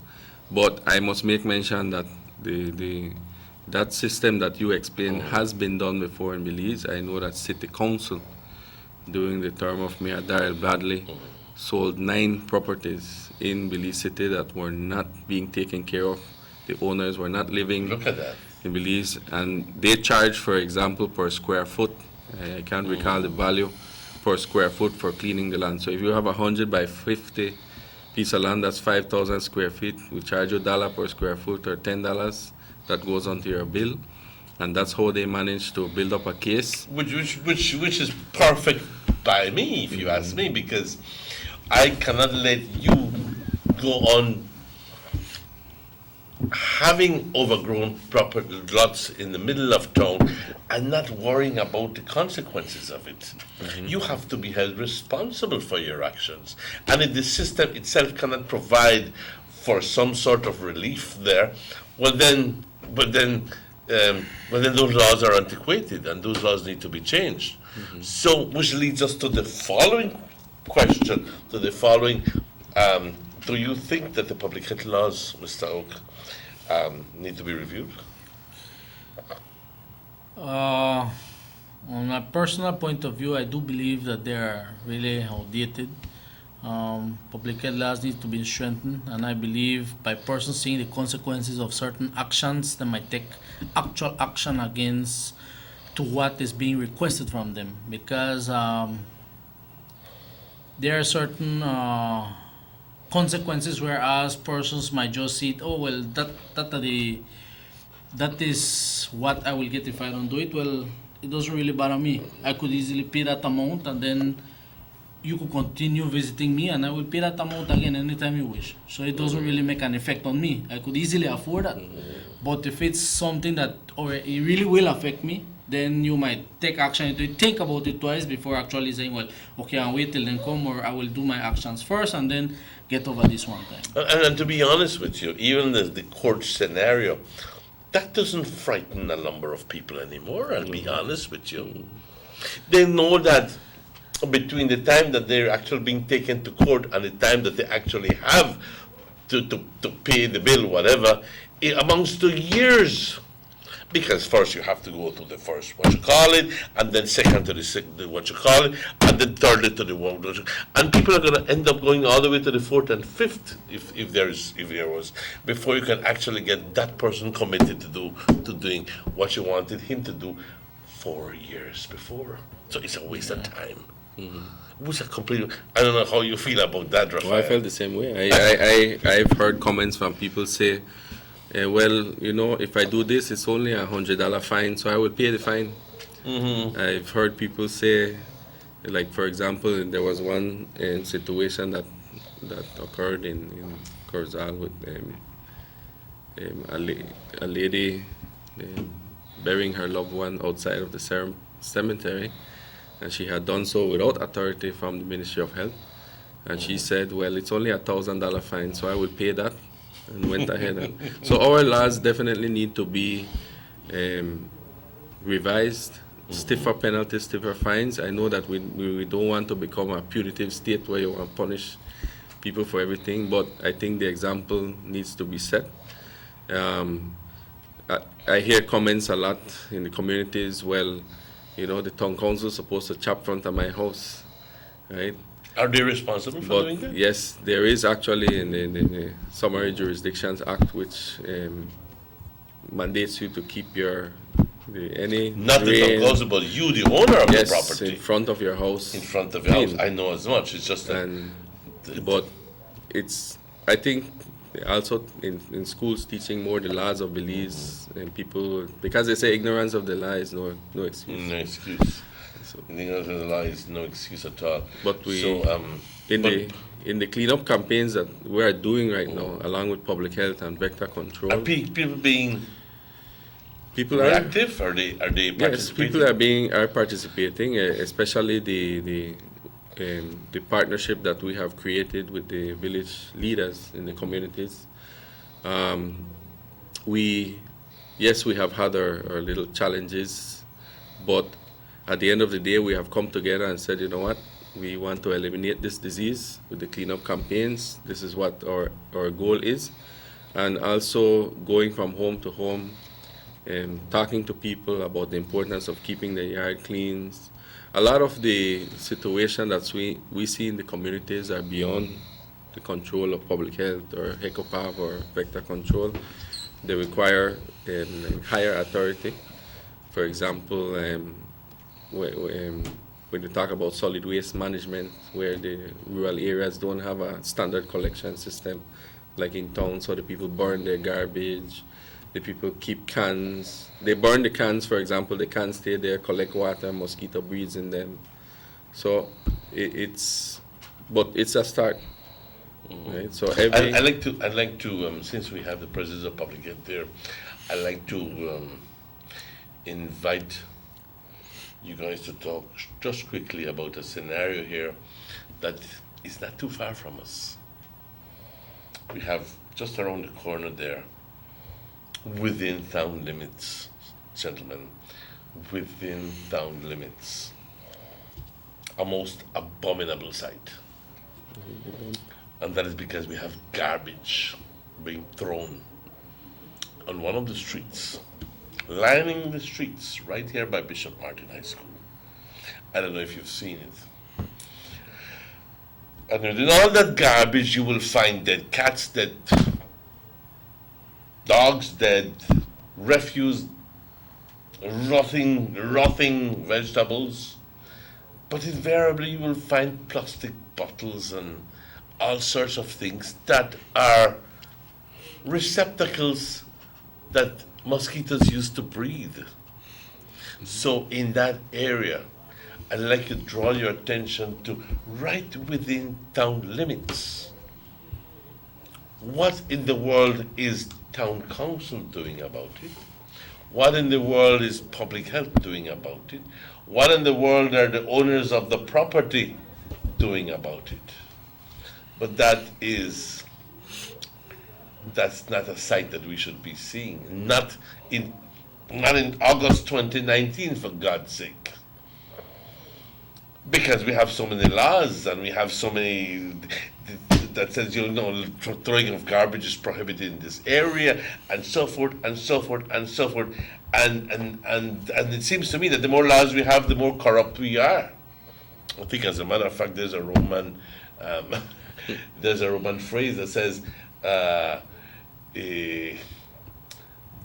the number of laws that there is in a country is indicative of how corrupt that country is. But that's a different story. But the point is that, we have a scenario right here within town. Right here within 2 blocks within town. We have a scenario where, mosquitoes are just, it's a breeding ground for mosquitoes. So it seems to me that, yes, we're asking the people to clean up their yards and leaving all that empty spot there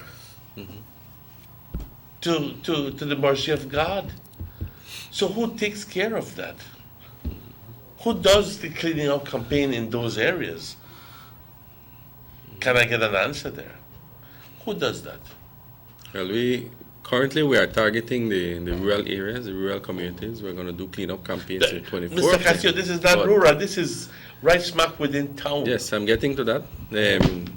And then the next step would be to engage the town council in conducting cleanup campaigns and health education within the households in Orange Rock Town.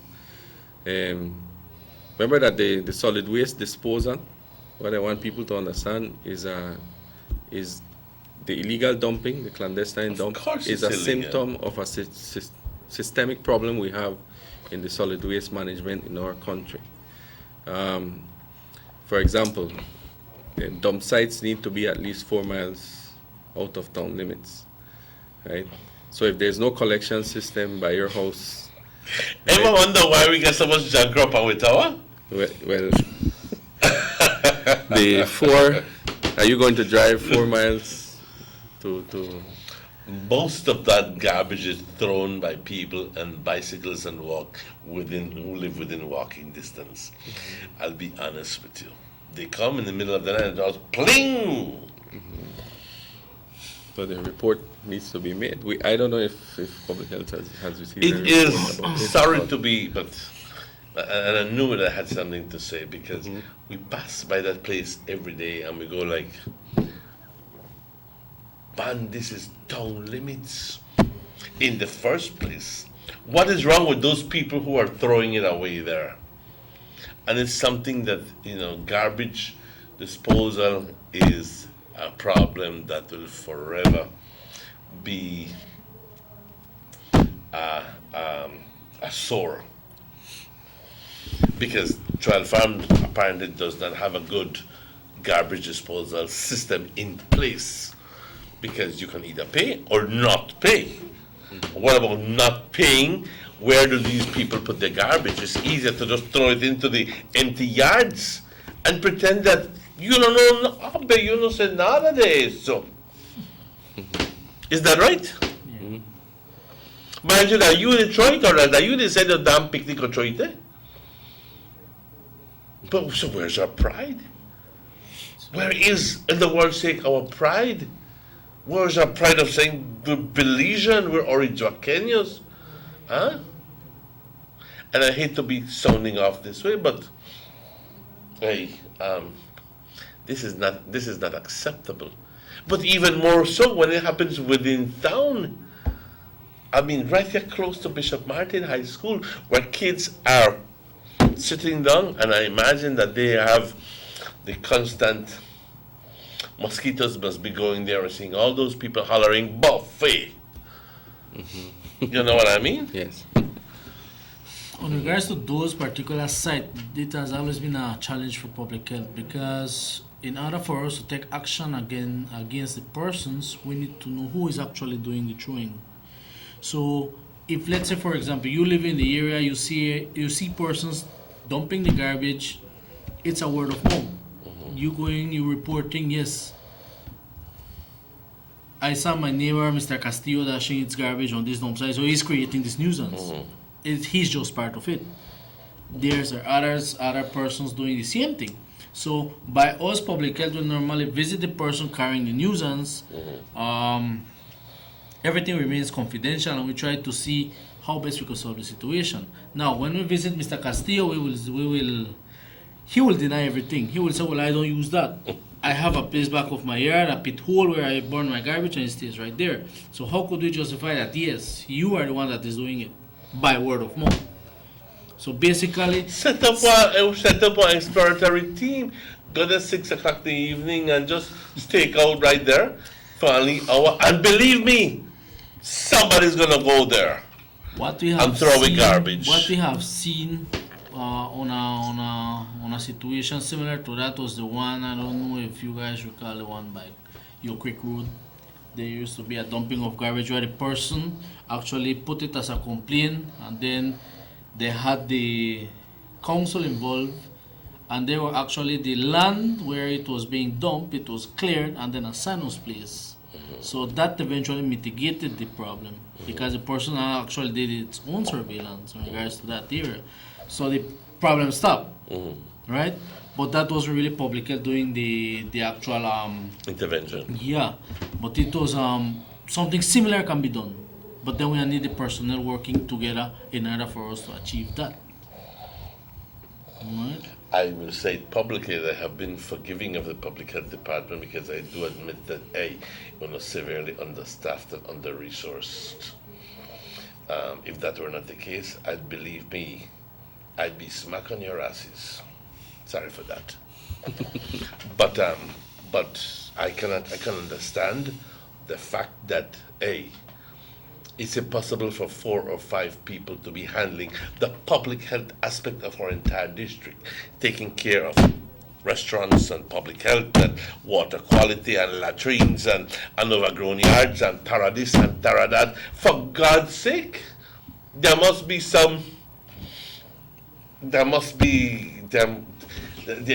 to be that they do one and not do the other. So, for what it's worth, maybe just maybe it's just a cry in the darkness or whatever. But believe me, I'm asking the Ministry of Health and whatever ministry to look seriously at the situation and try to help the public health department in getting more resources and getting more people work, because we could be talking about the problems of public health every day. But if we don't try to do something to solve the situation, then we're wasting our time. I don't know how you see it. You know? Gentlemen, we're there like Holden Caulfield. We have how easily we digress. But talking about mosquito population, we must do something to clean our yards. I'm going to ask Mr. Fabian for his parting, for his recommendations to the public. I wouldn't call it his parting words, hell no, and his words to the public, so that sus palabras de ánimo y sus palabras de su consejo para el público, para ver qué podemos hacer para mitigar este problema fuerte que tenemos con dengue. Adelante. En español. Como lo quieras, papá. Bueno, básicamente solo pedimos su cooperación de las personas en casa. Estas intervenciones no van a resultar al menos que tengamos su cooperación.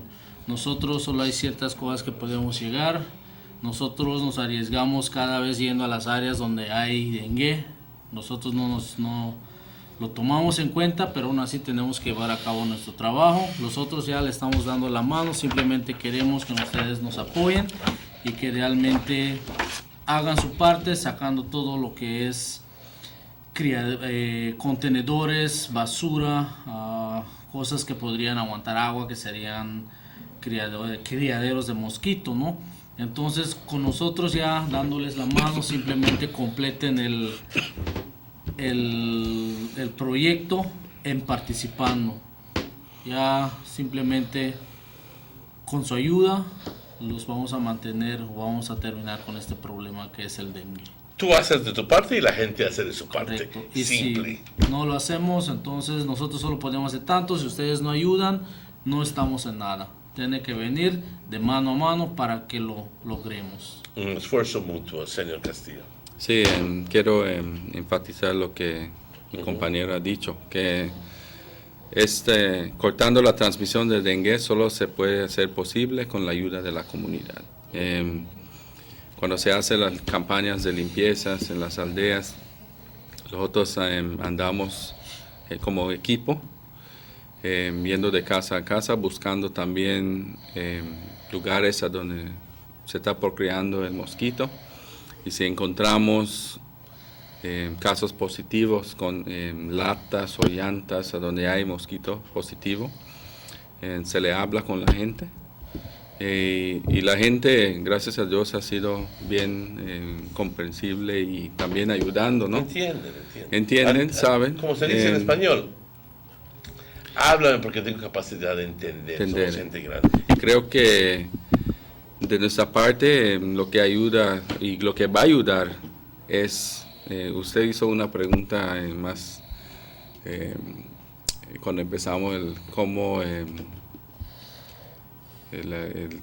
cuando se trata de la comunidad, ¿no? Cómo hacer que la comunidad haga eso, pues creo que siendo más visible, yendo a las comunidades, es una respuesta directa a la pregunta. Eso ayuda, porque a veces dicen, pues no veo a agentes del Ministerio de Salud, ellos lo agarran como si no les importa lo que está pasando ahí, pero nosotros hemos estado muy visibles en las comunidades, especialmente con los chairpersons, promotoras, voluntary collaborators, y la gente ya se está acostumbrando a viéndolos en las aldeas, y eso va a ayudar a traer esa confianza, ¿no? Y teniendo esa confianza, creo que el mensaje más se va a tomar en serio y la gente va a responder más. Nosotros tenemos nuestras metas, lo que nosotros tenemos que hacer para llegar a ese punto. Un dato. Pero lo que ha pasado con las comunidades han estado desconectados, ahora es tratar de conectarlos para trabajar a resolver los problemas. Muy bien, pues yo les deseo todo lo mejor. Muchas gracias. Es para el bien de nuestra comunidad, es para el propio bien. Yo también le insto a la gente, a la audiencia, que por favor hagan de su parte para tratar de controlar esta epidemia que tenemos. Y que se den cuenta la gente que por favor, más de 2,000 casos y todavía no hemos conseguido la lluvia.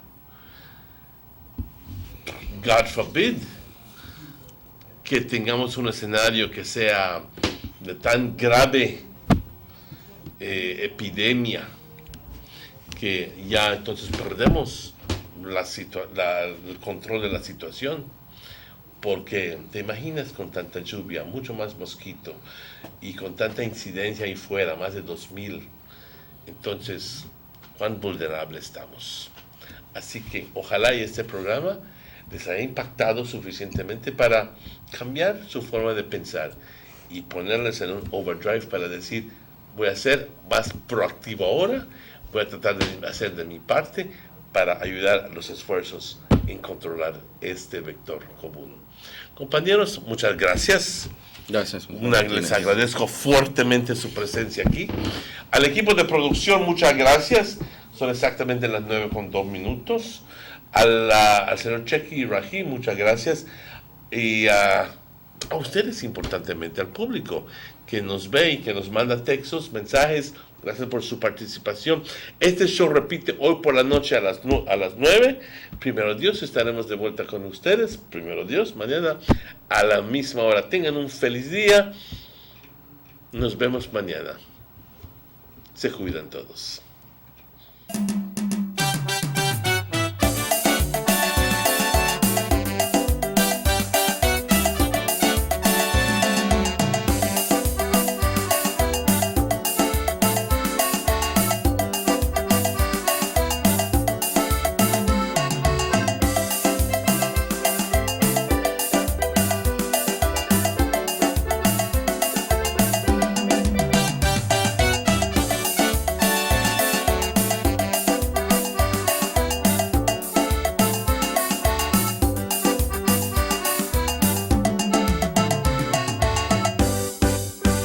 Sugar City Morning Show.